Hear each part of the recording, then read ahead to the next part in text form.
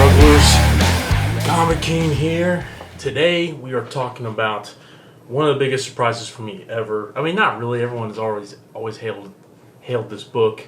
I picked it up the issues when it first came out. However, I didn't get around to reading it until much later. I've just been so busy. But anyway, I'm getting ahead of myself. It's Supergirl, Woman of Tomorrow by Tom King and the freaking legendary Bilquis Evely. This is my first introduction to their art. Sorry, I don't know female or male, but it is just, I should know that, but it is this is the best art I've seen in years, dude. I mean, it is so good. But anyway, I'm getting ahead of myself again. But yeah, Supergirl, Woman of Tomorrow. I want to talk about this right away just because, that's one of the first movies that James Gunn announced within his chapter 1 slate, and it comes out next year. They just wrapped up filming. It's in post-production. But dude, man, I gotta make a whole video just on Tom King, man. I've had of all the comic book writers there could be, the most love-hate relationship with him. However, the last 5 or so years have just been straight love, because y'all know me being a huge Batman fan. One of the first book obviously I ever read from was when he picked up Batman after Scott Snyder, and when that run first started off, I think it's so hard to follow. When Batman has a legendary run, it's so hard to follow up on it, especially when you have Batman by Scott Snyder, Greg Capullo, one of probably the most popular modern Batman run ever now. There's a couple Batman runs I like. I fucking love Grant Morrison guy. Grant Morrison's Batman run is probably the most legendary run, in my opinion, just spanning. I mean, people might disagree with me on that, but there's so many legendary runs, but just popularity-wise, and Court of Owls is in my top 10 Batman books ever. I like that story. Even though I like Grant Morrison's run more, I like that story more than Grant Morrison's run. But it's so hard to follow up after that, right? So when Tom King came on to Batman, I was just so excited, and then I was just like, man, this is weird. And I hated that book so much when it came out that I completely avoided any Tom King book after that. And I think at the time he was much more of a mature writer than I was. Not that I haven't read mature books at that age whenever he hopped on Batman, but it's just what he was going for. It's just, I was impatient, right? I just wasn't really used to that. I was just kind of like, yeah, man, I was used to that blockbuster epic, stories. Every arc was almost an event, and it's just, I hated Batman. I hated the wedding. It's just, I did not like the way he wrote Batman. He was very robotic. Now, I'm very much into, Batman that doesn't really show, give into his emotions too much. But the thing is when I say that, I still want a Batman who's emoting fear into the hearts of criminals, right?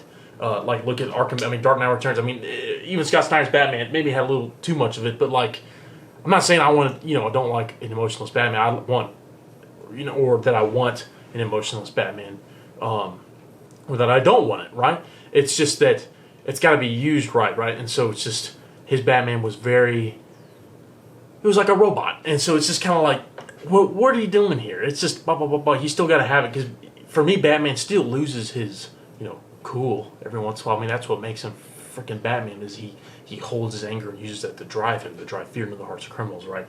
However, I didn't like it at the time. I kind of jumped off of it and didn't read any Tom King book for a while, and then finally I was like, you know what?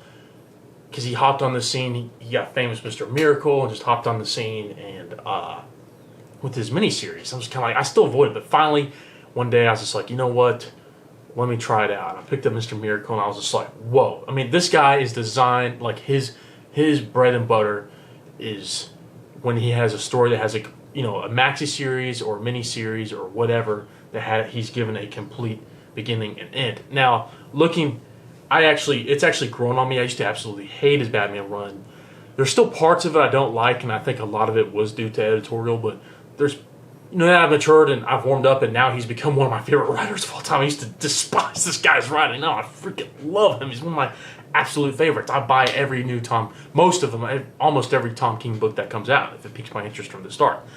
And it's just, yeah, man, it's just his Batman run. There's parts of it I don't like, but then there's parts going back and read that I think there was some hidden greatness in there, and I feel like if he didn't have his too much intervention, I still think he wanted to accomplish a 100 issue run. I still think he ended up closing. If you read the run now, he closes. He does have a bookend, right? Even excluding the Batman Catwoman series, that really is the true bookend in his series. The 85 issues that he was on, there is a bookend that relates back to the front. It's just that, like, there's so much filler in there, and there's a lot of stuff that's just kind of, muddled. It took a while to get there. That's why I think when he's confined to anywhere between 6 to 12 issues, he's a freaking fantastic writer. And even though I really liked Mr. Miracle, I was like, all right, I liked it. Read Superman Up and Away. I don't think it's as great as a Superman book as everyone says it is. But then finally I read Vision. That is one of my favorite Marvel books ever. And it's funny that he's a DC writer, and I think his best book, in my opinion, is Vision. I love that book, and that is, I feel like, still a peak of his writing. It's just so funny. I think he's a guy that got so much better as time went on, and he's really crafted his art form, like his skill, and the series that he writes today. Yet, like, I think his writing now is so much superior than when he first got into comic books. Yet, I still think Vision is his best thing. That's like one of the first fucking things he ever wrote. So this is kind of funny. I'm a little bit of a hypocrite in that.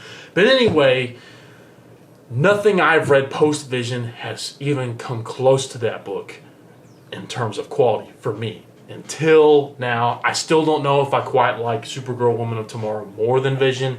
But this is, of all the books I've read so far, this is absolutely my second book. My second book was Strange Adventures. That I feel like has the hardest beginning. It's hardest book to get into all this stuff, but the end of that book is absolutely fantastic. I'm definitely going to talk about that on the channel one day. If you haven't read Strange Adventures, check that out. But Tom King is perfect for picking up D-list characters, or maybe above that, C, B down to D-list tier characters, and just making a fantastic story. And some of those are my favorite comic books of all time, man. Whenever you get a miniskirt character and just really break them down, and because DC or Marvel, those characters aren't like A-tier characters or super popular, right? And so usually your publisher allows you to tell whatever story you want with them, and that's when I feel like a lot of greatness comes. I mean, look at Animal Man by Grant Morrison, Swamp Thing by Alan Moore, some of the best comic book runs of all time, and barely anyone knows them because they were allowed to do whatever the fuck they wanted with that character.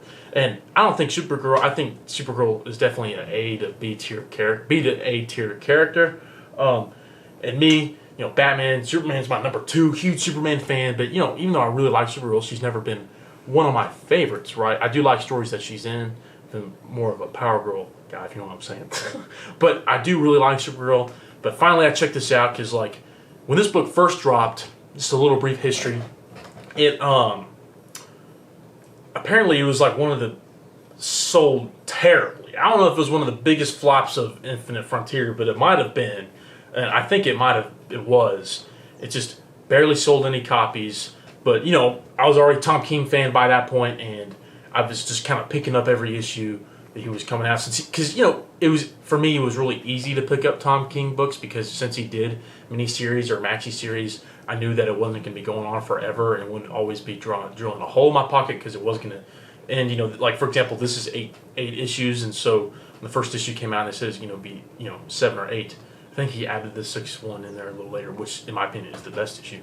But I was like, of course, I'll pick it up, right? And the thing is immediately, even, I think, over it being just a Tom King book, the art just struck me. I'd never heard of Bilquis Evely, but their art is amazing. I know they just did The Winds of Windhorn, I think that's how you pronounce it. I need to pick that up. I think it's sold out, but eventually I'll get that hardcover whenever I can afford it. But it's, just the art struck me. I'm like, this looks absolutely incredible. Like, I almost picked it up pretty much for art alone. And I read the first issue way back when, and this first issue is actually my second favorite issue. Honestly, the first issue actually has my favorite panel of the whole book, and that's really, kind of cliche, that's the opening page. There's just something about this page that just really spoke to me, and it just felt right out of the Koska chapters in Berserk. I believe it was the Koska chapters in Berserk, but it just kind of really, on that level, I was like, man, I really, really liked it. But yeah, I picked up the art alone. I'm like, this is incredible. I think I have the first print of every issue, I think, except for 2 or 3. I have like the variant cover. But finally, I read the first, loved it, but I just, got busy with life and stuff. And, there's a lot of other comic books I wanted to read more at the time. Finally, I read it, man, and it's just, this is the dialogue and the vision and the dialogue behind Vision was just so methodical.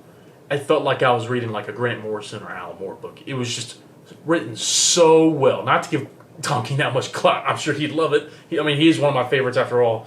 But I just thought the writing in that book was on another level, right?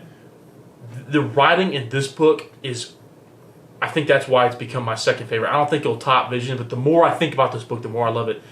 Is the closest to that Tom King writing. Like, I think Tom King's best books is when you forget that's a Tom King book.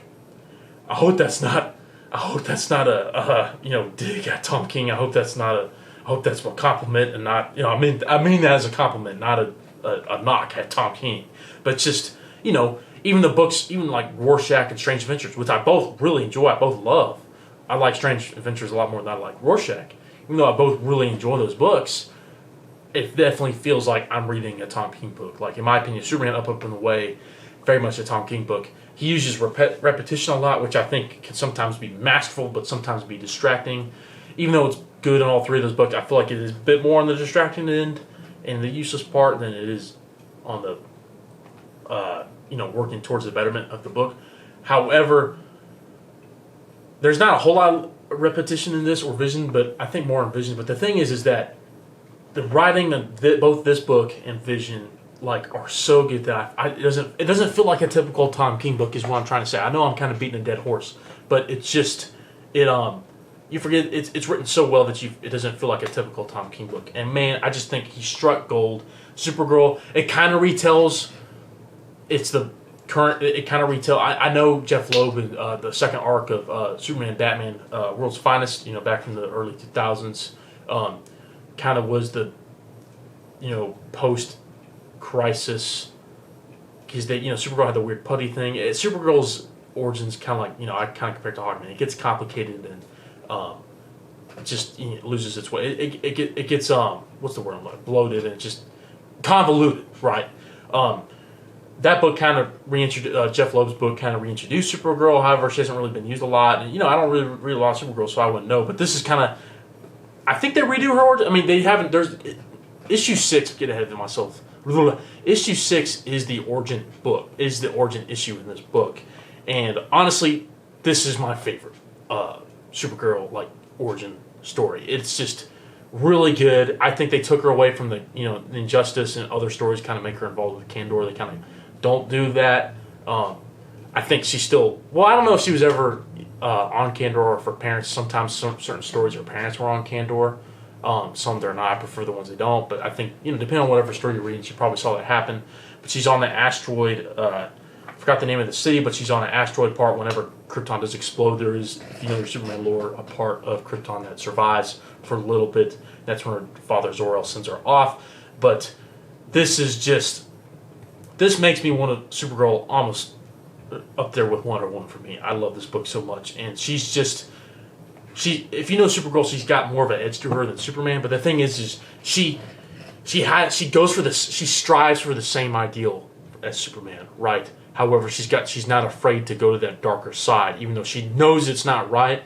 She uses it to get shit done, right? And it's just so good. And the entire book is actually, Supergirl does not narrate this book. It's narrated by a character named Ruth, and it's just this feels like a novel, man. It's done so well. The art complements Tom King's writing. It's just it's such a. I'm getting my head of myself kind of the history of this book, but to get this issue 1, especially issue 6 is incredible and has my favorite art in the entire book, and it's just so heartwarming. Issue 6 brought a little bit of tears to my eyes, man. It's that good. I think that, in my opinion, if I had to point out a negative of the book, I think Vision's pretty much a perfect book. I don't think, there's a couple things here and there. I think the story kind of climaxes with issue 6. The ending is still phenomenal. I don't think it's as good. The last 2 issues are as good as 6, but they're still really good. And the ending kind of took some thought-provoking thoughts. It kind of made me think, do I understand what just happened? But at first I didn't like it, but it's definitely grown on me. And the ending is absolutely, it's great. And it's just puts a smile on your face kind of ending. You're just like, yeah, damn right. But this book, at the end of the day, it's a very personal story, very human story. And I think everyone should read this. I think every little girl should read this book. There's some darker stuff in here, so definitely I think they got to be a little bit more mature, or someone DC's not afraid to go. Sometimes comic books aren't afraid to go that darker place depending on whatever character it is. But I think I think everyone should read this book, especially just little. Like I'm gonna make my sister read this book. I think it just shows you that life will put you down. There are so many challenges. You have to strive to be better, and just to know what's important in life, and don't never to lose your way and remain on the hope. And that's kind of what that's what the House of L is about. That's what Supergirl, especially Superman, but in this book, Supergirl strives to be. And I just think it's absolutely fantastic, super personal story. And I think that's why it's so good, is that it's just, it kind of forgets about kind of the other narrative tones that some of Tom King's other books get into, try to relate political stuff or whatever, even if that's Rorschach's political thriller. But it's just refreshing because it's completely stand on its own. It doesn't really connect to anything. It's entirely in space too. It has nothing to do with Earth. It just puts Supergirl in her own little corner, and it allows for Tom King to do whatever he wants with this book. And I think that's what really makes this book fly. And so, yeah, I love this book. It's right behind Vision, my favorite Tom King book ever. I cannot wait for the movie. After reading this, I'm almost even more excited for Supergirl than I am Superman. Well, that's not true. I'm pretty pumped up for James Gunn's Superman, but I'm so excited for the movie next year, especially because Lobo is going to be in it.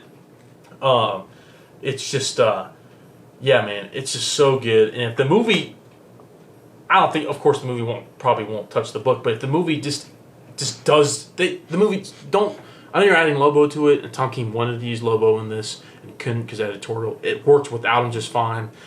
I know it's probably going to connect to some, whatever James Gunn's building, but just DC, James Gunn, do this book, man. Just do this book. Don't have to connect it to anything. It's already connected, just the fact that it's Supergirl and she's Superman's cousin. That's all you need, man. It's just, do this book. It is so good.